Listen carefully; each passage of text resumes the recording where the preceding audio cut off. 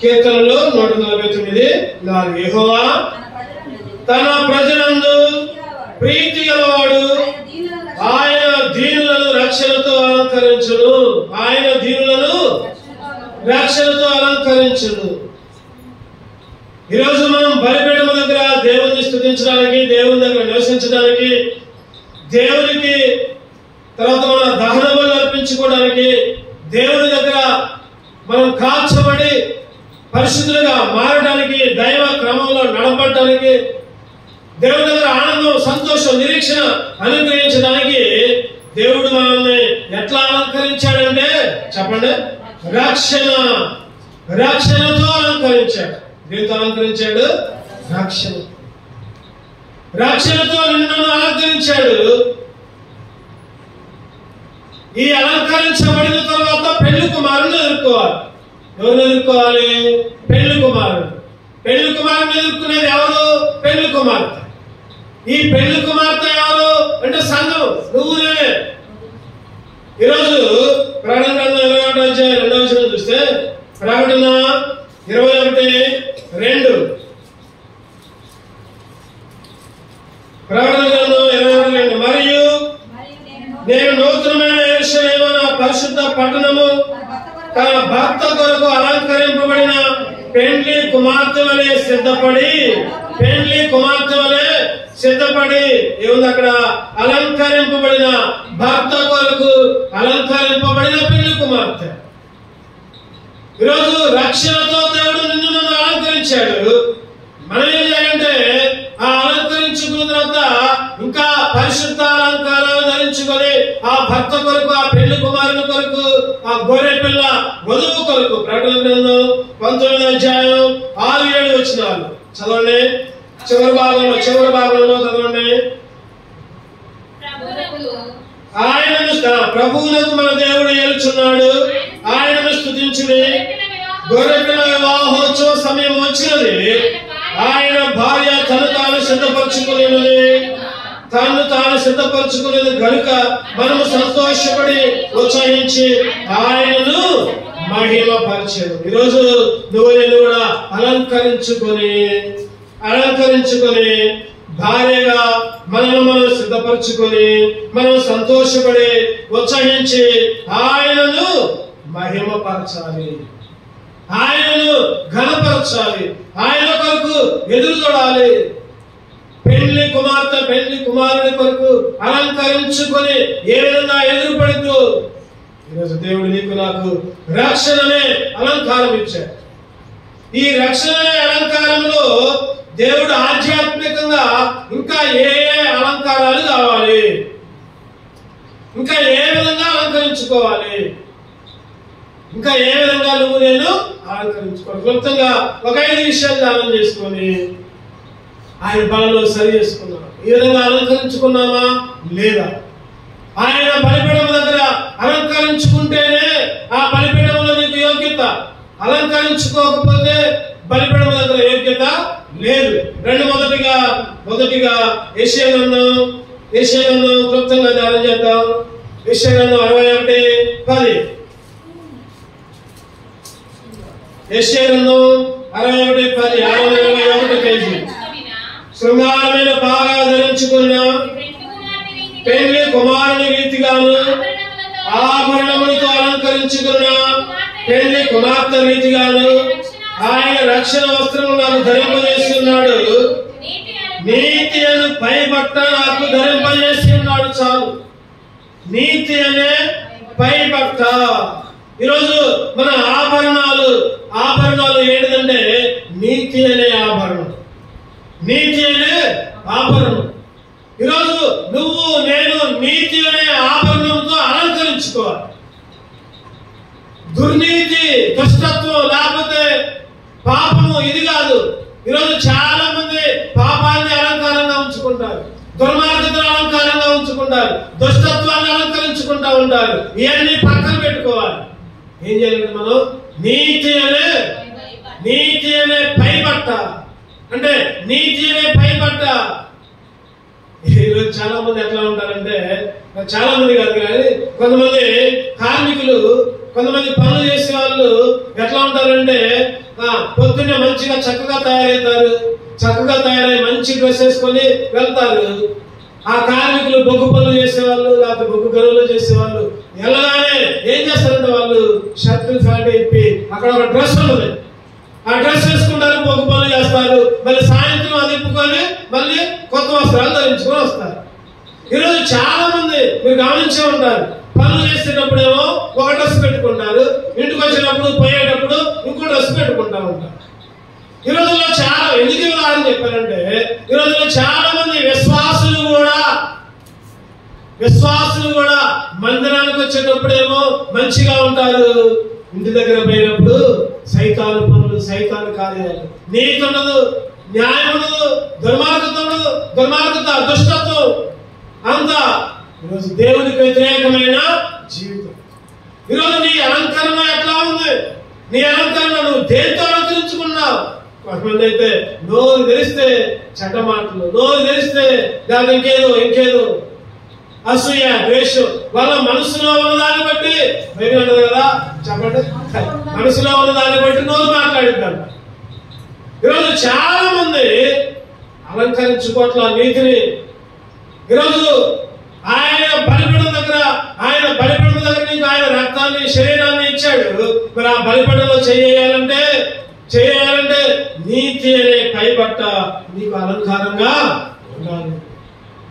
నీతి అనే పైబట్ట నువ్వు ఎప్పుడైతే నీ నీతిని విడిచిపెట్టకాలు ఉంటావో, నీ గుడారాలు, నీ నివాస స్థలాలు వర్ధిల్లుతాయి, అభివృద్ధి చెందుతాయి.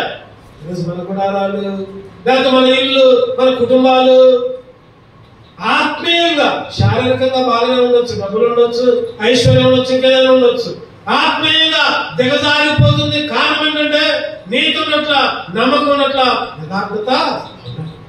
ఈరోజు మొదటి అలంకారం ఏంటంటే చెప్పండి, నీతి అనే పైబట్ట, నీతి అనే అలంకారం. అబ్రహాము దేవుణ్ణి నమ్మాడు, అది అతనికి ఆదికాండం 15 అధ్యాయం చదవనమాట. 6వ వచనం, ఆదికాండం 15:6. ఆదికాండం 15:6. అతడు యెహోవాను నమ్మెను, ఆయన అది అతనికి నీతిగా ఇచ్చెను. అందుకనే దీవెన, అందుకనే ఆశీర్వాదాలు, అందుకనే నిరీక్షణ.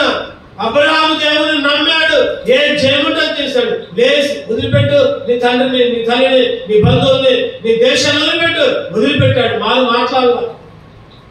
ఇగో అబ్రహాము నీ కుమారుని బలి మాట్లాడిన వారు చెప్పండి, నీ కుమారుని బలి. అయ్యయ్యా నా కుమారుని చదువుకుంటుండు, లేక నా కుమారుణ్ణి లేకలాకిచ్చినగా ఇంకొకసారి పుట్టినోళ్ళు ఎత్తాలి అలా. ఈరోజు ఒక్కోసారి చెప్తా ఉంటాయా, అమ్మ మీ పిల్లలు మందిరానికి తీసుకుంటానంటే మందిరానికి కూడా దాటండి. ఈరోజు అబ్రహాముని దేవుడిని కుమారుని బలి అంటే బలిచ్చాడు, అక్కడ పండబెట్టాడు, కట్టెల మోపు అన్ని ఉన్నాయి, పండబెట్టాడు. బలియటానికి కత్తి నోరుతున్నాడు, చెప్పండి.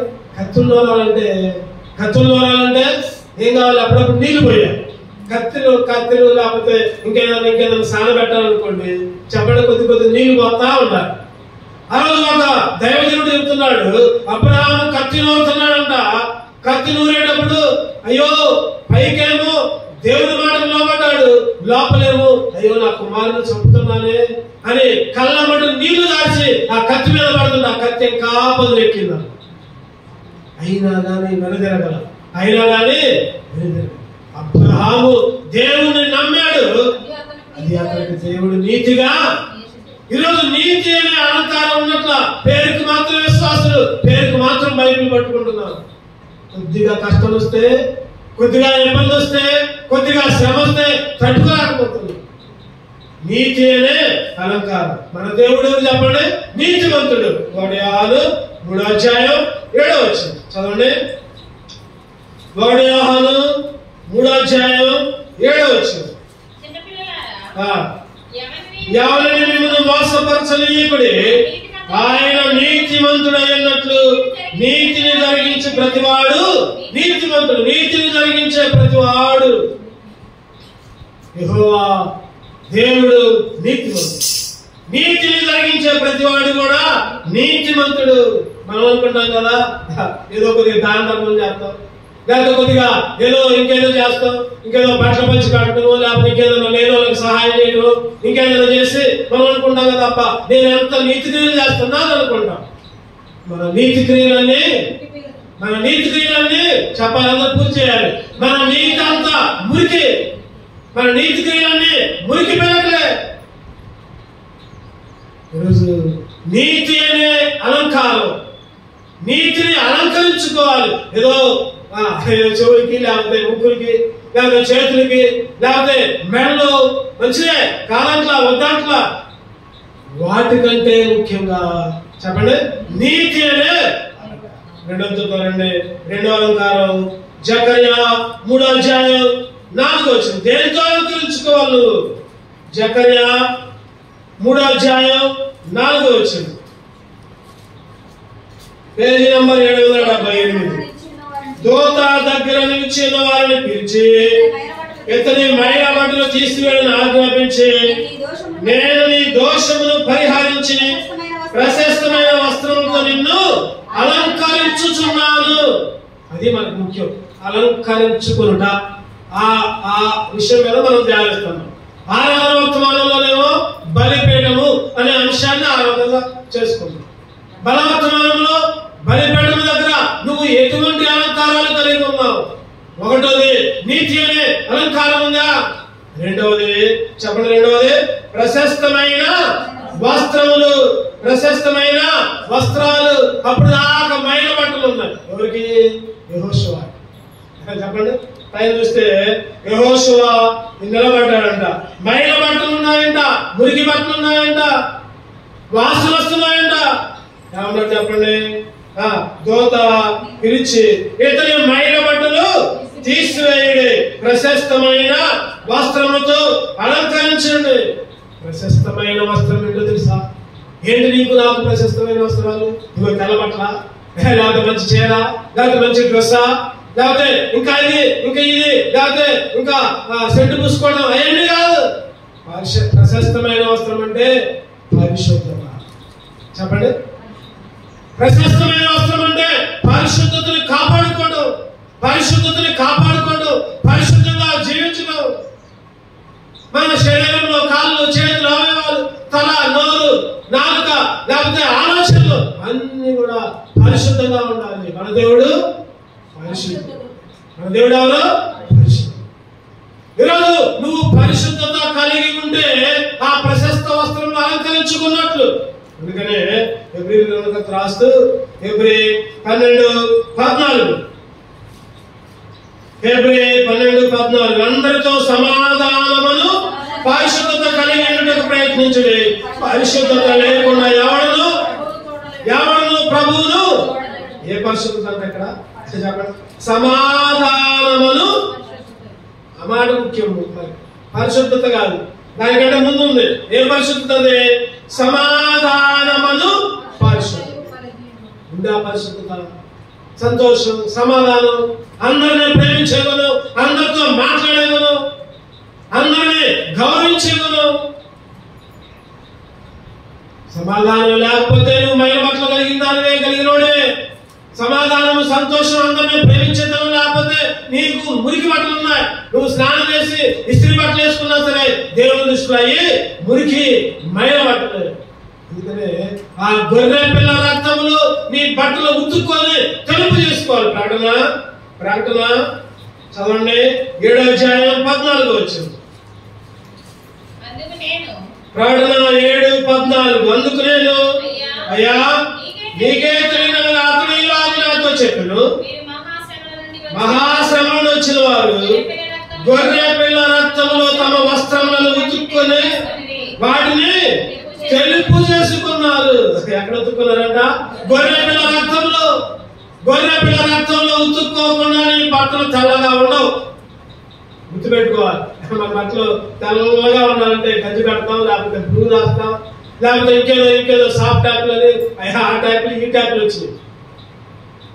ఈరోజు మన ఆత్మీయంగా ఏ అలంకారం కలిగి ఉండాలంటే పరిశుద్ధత అలంకారం.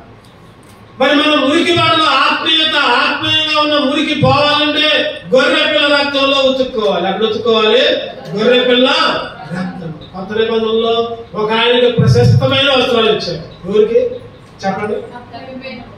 ఎవరికి? తప్పిపోయిన కుమారుడు దూరంలో ఉంటే తండ్రి చూసిండు, వాడి గడ్డం మాసింది, తల మాసింది, గొడవలు మాసిపోయింది, మురికి మైల, స్నానం చేయకుండా పేరుకునిపోయింది మట్టి. చెప్పండి, మీ పిల్లలు ఒక రోజు 2 రోజులు స్నానం చేయకపోతే మట్టి పేరుకుంటుందా? పేరుకుందా? ఖచ్చితంగా పేరుకుంటది. మెడ చుట్టూ, కాళ్ళకి, చేతులకి. నిజంగా ఆ తప్పిపోయిన కుమారుడు 2 రోజులైందో స్నానం చేయక ఆ పందులు పొడి తిని మురికి గడ్డంతో, మురికి తలతో, మురికి బట్టలతో వస్తే మెడ మీద పడి ముద్దు పెట్టుకొని ప్రశస్త వస్త్రాలు ఇచ్చి చేతి కుంగురము, కాళ్ళకు జోడు.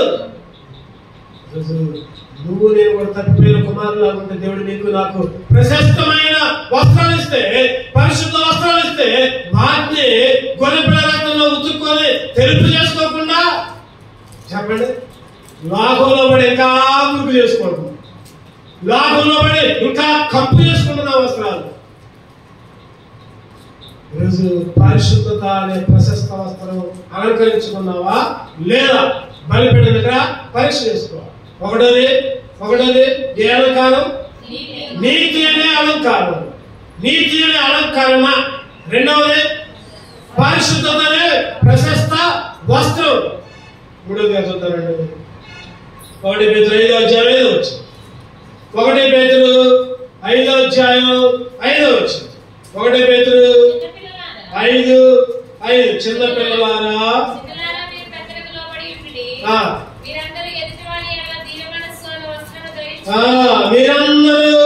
మీరందరూ ఎదుటి వారి యొక్క దేన మనస్సు అనే వస్త్రము.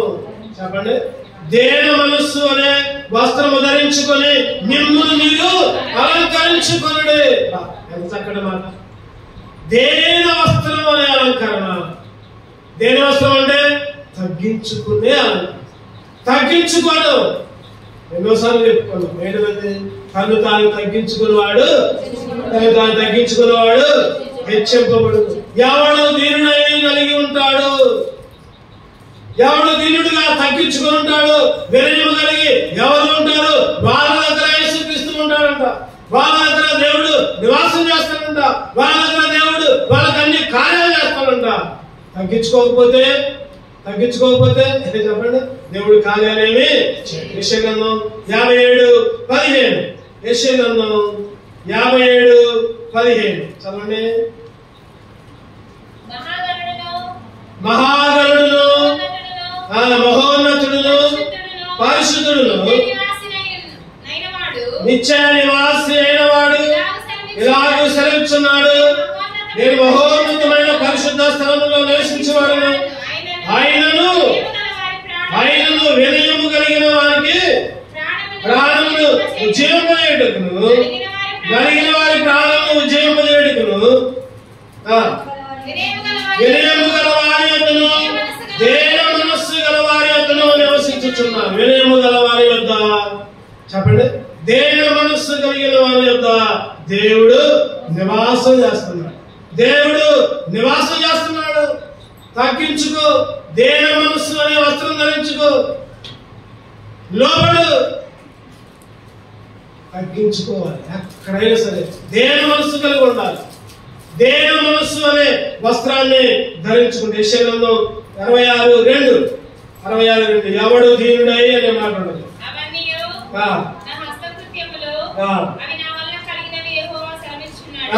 ఎవడు దీనుడై నలిగిన హృదయము గలవాడే నా మాట విని వణుకుచుండునో వానినే నేను దృష్టించుచున్నాను. ఎవడు దీనుడై నా మాట విని వణుకుతాడు? వణకాలి. ఎందుకు వణికేది? దేవుడు అంటే భయం, దేవుడి సన్నిధి అంటే భయం, బైబిల్ అంటే భయం, వాక్యం అంటే భయం, దేవుని హెచ్చరికలు అంటే భయం. ఇవన్నీ వణకాలి. ఎవరైతే వణుకుతారో వాళ్ళ మీదనే దేవుడు చూపడతాడు. దేవుని దృష్టి ఉంటే వాళ్ళకి అర్థమైంది. వారినే నేను దృష్టిస్తున్నా అంటే అర్థం ఏంటంటే వాళ్ళ మీదనే ఆయన చూపడదంట. అప్పుడప్పుడు అంటాం మనం ఏమని, నాకెళ్ళి ఒకసారి చూడయ్యా, అయ్యా ఒకసారి చూడయ్యా అంటాం. ఎవరైనా పెద్దోళ్ళ దగ్గర పోతే మా కుటుంబం మీద ఒక చూపు ఉంచయ్యా, ఆ కన్ను నా మీద ఉంచయ్యా అంటాం. ఈరోజు దేవుని చూపు నీ మీద నీ కుటుంబం మీద ఉండాలి అంటే దేన మనస్సు అనే వస్తాండి. ఈరోజు ఏ అలంకరణ ఉంది? గర్వం అనే అలంకరణ ఉందా? ఎదురు తిరిగి మాట్లాడటం అనే అలంకరణ ఉందా? దేవునికి అవిధేయత అనే అలంకరణ ఉందా? తీసివేయి, తగ్గించుకో, దేన మనస్సు కలిగి ఉండు. చూద్దానండి. మూడవదిగా ఇంకా ఏం అలంకరణ అంటే 1 పేతురు 3వ అధ్యాయం 3వ వచనం. 1 పేతురు 3వ అధ్యాయం 3వ వచనం. జడలు అల్లుకొనుటయు, బంగారు నగలు పెట్టుకొనుటయు, వస్త్రములు ధరించుకొనుటయును, వెలుపటి అలంకారము మీకు అలంకారముగా ఉండక సాధువైనట్టి మృదువైనట్టినైనా గుణమును అక్షయాలంకారములు గల మీ హృదయపు అంతరంగ స్వభావము మీకు అలంకారముగా ఉండవలెను. అది దేవుని దృష్టికి మీకు విలువ కలిగింది. చెప్పండి, ఏ అలంకారం? జల్లలుకోవడం, బంగారం పెట్టుకోవడం, వస్త్రాలు ధరించుకోవడం, ఇవన్నీ వెలుపటి అలంకారాలు. ఏ అలంకారాలు అంటే వెలుపటి అలంకారం. జడలు, వస్త్రాలు, బంగారు నగలు అవి కాదు కావాల్సిందే. అయ్యన్నా లేకపోయినా ఏం కాదు. నువ్వు అవన్నీ అవన్నీ ఉంటే నువ్వు పరలోకానికి పోవు. అవి లేకపోయినా ఏముండాలంట? చూడండి, అక్కడ ఏముంది? అక్కడ సాధువైనట్టి మృదువైనట్టి గుణములు అక్షయాలంకారాలు మీ హృదయపు అంతరంగ స్వభావం మీకు అలంకారముగా. కింద శారా గురించి చెబుతారు. అక్కడ శారా ఆలోచన చూస్తే ఆ ప్రకారము శారా అబ్రహాములకు యజమానుని పిలుచు, అతనికి లోబడి, అది అలంకారం. లోబడి ఉండటం అనేది అలంకారం. లోబడి ఉండటం అనే అలంకరణ. బంగారు నగలు కాదు, లేకపోతే వస్త్రాలు కాదు, లేకపోతే ఇంకేదో కాదు. సాధువైనట్టు, మృదువైనట్టు శారా లోబడే స్వభావం. ఎక్కడ లోబడదు చెప్పండి? శారా చెప్పండి, ఎక్కడ లోబడదు? చెప్పాలి. బైబిల్ వాక్యాలు ఎన్నోసార్లు చెప్పుకో. అబ్రహాం అప్పటికప్పుడు వచ్చి ఎన్ని మాలికలు? ఎన్నో అధ్యాయాలు? 18 అధ్యాయాలు చూద్దారండి. 6 అప్పటికప్పుడు వచ్చి గోధుమ పిండి తెచ్చి ఎన్ని మాలికలు ఉండదు అక్కడ. 18 అధ్యాయం 6వ వచనం. అబ్రహాము గుడారంలో ఉన్న శారా దగ్గరకు వెళ్ళి, నీవు త్వరపడి 3 మానికల మెత్తన పిండి తెచ్చి పిసికి రొట్టెలు చేయమని చెప్పండి. అప్పటికప్పుడే ఏం చేయాలంట? త్వరపడి 3 మానికల మెత్తడి పిండి తేవాలి కూడా. తెచ్చిచ్చి ఇవో రొట్టెలు చేయాలంటలా. ఆమె తెచ్చుకోవాలి, ఆమె చేయాలి. చేసినా నువ్వు చేసినా నేను చేస్తా అనలా. అదే మనమైతే అనేవాళ్ళమే. నువ్వు వద్దెత్తి నేను ఇది చేస్తా అంటాం. కానీ శారా ఎంత లోబడిందో చూడండి. అందుకనే శారా గురించి విశ్వాసుల వీరుల జాబితాలో కూడా రాయబడింది. విశ్వాసులకు తల్లిగా ఎంచబడింది. శారా లోబడింది. ఈరోజు 3వ అలంకారం ఏంటంటే లోబడుటనే అలంకారం. ఈరోజు నీ జీవితంలో, నా జీవితంలో ఇటువంటి అలంకారం ఉందా? ఆయన పెళ్లి కుమారుడుగా వస్తుంటే మనం పెళ్లి కుమార్తెగా బంగారం లేకపోతే ఇంకేదో పెట్టుకొని ఆయన ఎదుర్కొంటే ఆయన రాయడి దగ్గరికి ఏ అలంకారం ఉండాలి? ఒకటోది చెప్పాలందరూ చెప్పాలి. ఒకటోది నీతి అనే అలంకారం, నీతి అనే.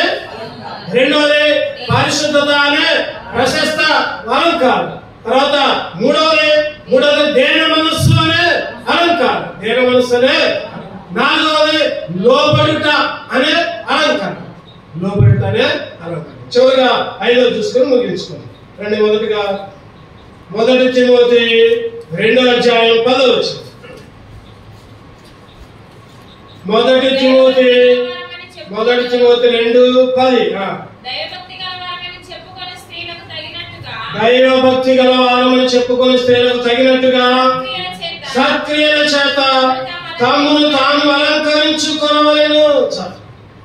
దైవ భక్తి గల వారమని చెప్పుకొను స్త్రీలకు తగినట్లుగా సత్క్రియల చేత తమను తాము అలంకరించుకోవాలను. పైన ఉంటుంది ఏముంటుంది? తగు మాత్ర వస్త్రముల చేతనే గాని జడలతో నేను, బంగారంతో నేను, ముత్యములతో నేను, మిగుల వేలగల వస్త్రములతో నేను అలంకరించుకొనక వాటితో మరి ఏటితో? సత్క్రియ. సత్క్రియ సత్క్రియ అంటే మంచి పని. సత్క్రియ అంటే చెప్పండి, మంచి పని. నీ పనులే, నీ పనులే, నీ మాటలే, నువ్వు చేసే పనే నీకు ఒక అలంకరణ. నువ్వు చేసే పనే నీకు ఒక అలంకరణ. సత్క్రియ అనే అలంకరణ, సత్క్రియ అనే అలంకరణ. నువ్వు చేసే పనులే. ఎక్కడ చేసే పనులు? ఇంట్లో చేసే పనులు కాదు, దేవుని విషయంలో చేసే పని. దేవుని విషయంలో, దేవుని మందిరంలో, దేవుని బిడ్డల విషయాల్లో, దేవుని సేవకుల విషయాల్లో నువ్వు సత్క్రియ అనే పని. ఆ రోజు ద్వారకా అంట పౌలుకి ఎంతో ఉపచారం. చూద్దామండి, చూద్దాం. అపోస్తల కార్యాలు 9వ అధ్యాయం 36వ వచనం. అపోస్తల కార్యాలు 9వ అధ్యాయం 36వ వచనం.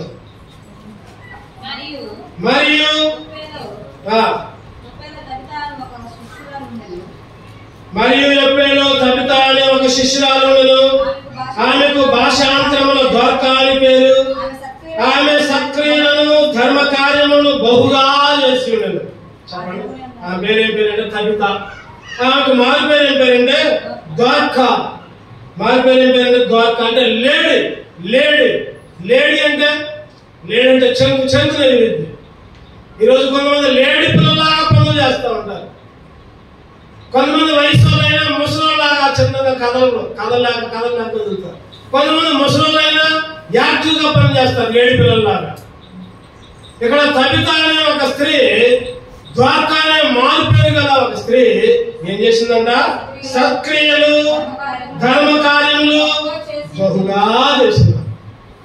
పేతురు లేకపోతే పౌలు ఎంతగానో ఉపకారిగా ఉంది. ఆ రోజు ఆ తబిత అనే స్త్రీ చచ్చిపోయింది. చచ్చిపోతే ఆమె గురించి చెప్తున్నారు పేతురు గారికి, అయ్యా అక్కడ ఒక స్త్రీ చనిపోయింది. ఆ స్త్రీ పేరు తబిత, ఆమెకు ఒక మారు పేరు ఉంది, ఆమె పేరు ద్వారకా. ఆమె అయితే ఎన్నో సత్క్రియలు చేసింది అయ్యా, ఎన్నో ధర్మకార్యాలు చేసింది. ఇలా ఆ దగ్గర పోయి ప్రార్థన చేద్ది కదరా. పేతురు గారు వెంటనే పోయి ప్రార్థన చేశారు. చచ్చిపోయిన తబిత లేచి నిలబడ్డారు. అయితే చెప్పండి, చచ్చిపోయిన తబిత లేచింది. ఎన్నో వచ్చింది అన్నమాట? 40 వచ్చింది.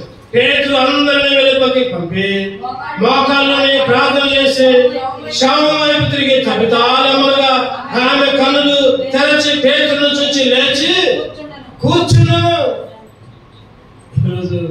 ఈరోజు చాలా మంది రక్షణ పొంది కూడా శవాల్లాగా చచ్చిపోయిన లాగా ఉంటున్నారు. రక్షణ అలంకారంతో దేవుడిస్తే శవాలాగా చచ్చిపోయి ఉన్నారు. దేవుని మందిరంలోకి రాకుండా, దేవుని సన్నిధిలో గడపకుండా, దేవునికి మొరపెట్టకుండా, దేవుని ఆరాధించకుండా, దేవుని గణపరచకుండా, దేవుని మహిమపరచకుండా శవాల్లాగా ఉంటున్నారు. ఆ శవాల్లాగానే ఉంటాయి, మరలా రాదు. ఇక్కడ ఈ తబిత అనే స్త్రీ సత్క్రియలు చేసింది, ధర్మకార్యాలు చేసింది. అందుకే దేవుడు మళ్ళీ ఏం చేశాడు చెప్పండి? మళ్ళీ లేపాడు. ఈరోజు కొన్నిసార్లు కొన్ని సంవత్సరాలు మందిరానికి దూరంగా ఉండొచ్చు, కొన్ని వారాలు మందిరానికి దూరంగా ఉండొచ్చు. ఎప్పుడైతే మనం దేవుడికి మొరపెట్టుకుంటామో, ఎప్పుడైతే మనం మంచి పనులు చేస్తామో, ఎప్పుడైతే సత్క్రియల ధర్మకార్యాలు చేస్తామో, మరలా దేవుడు మందిరంలో ఒక సజీవమైన అంగముగా లేపుతాడు. నిన్ను వాడుకుంటాడు దేవుడు. శవంలాగా ఉండవు నువ్వు ఎప్పుడైతే సత్క్రియలు లేవో, ధర్మకార్యాలు లేవో, ఇటువంటి అలంకారాలు నీకు లేవో, దేవుని పని విషయంలో, దేవుని మందిర విషయంలో నువ్వు ఎప్పుడైతే దూరంగా ఉంటావో చనిపోయిన స్థితే, సజీవమైన స్థితి రాదు. అందుకనే ఏం చేయాలి చెప్పండి? ఏ అలంకారాలు కలిగి ఉన్నాం మనం? సత్క్రియలే అలంకారం. రెండు కళ్ళు మూసుకున్నాము. ఒకసారి మనమే సరి చేసుకుందాం.